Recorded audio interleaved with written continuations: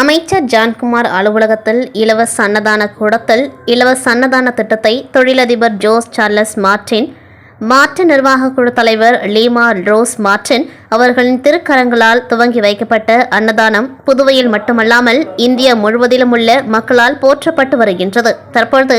கொடைவள்ளல் ஜான்குமார் இதய தெய்வமும் தொழிலதிபர் மார்டின் மற்றும் ஒட்டுமொத்த கொடையாளர் ஜோஸ் சார்லஸ் மார்டின் அவர்களின் ஆசியுடன் பாகூர் தொகுதியில் உள்ள ஏழை மக்கள் தினந்தோறும் பசியார இலவச அன்னதான திட்டத்தை சமூக சேவகரும் ஏஜிகே நெட்வொர்க்கின் உரிமையாளருமான ரீகன் ஜான்குமார் இன்று பாகூர் கிராம பகுதிகளில் இலவச அன்னதான கூடத்தை துவக்கி வைத்தார். அதன் முதற்கட்டமாக இன்று அன்னதானம் துவங்கப்படும் இடங்கள் மணப்பட்டு முத்துமாரியம்மன் கோவில் அருகிலும், மூர்த்திக்குப்பம் முருகன் கோவில் அருகிலும்,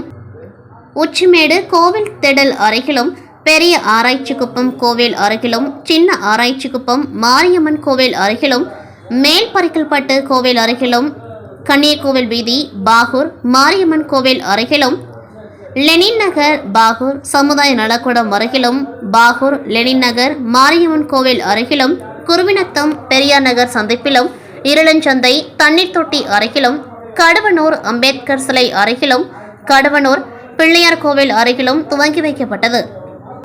இறுதியாக பாகூரில் உள்ள கிராம பகுதிகளில் உள்ள பெண்கள் திரண்டு வந்து ரீகன் ஜான்குமார் அவர்களுக்கு சால்வை அணிவித்து வாழ்த்து கூறினார்கள்.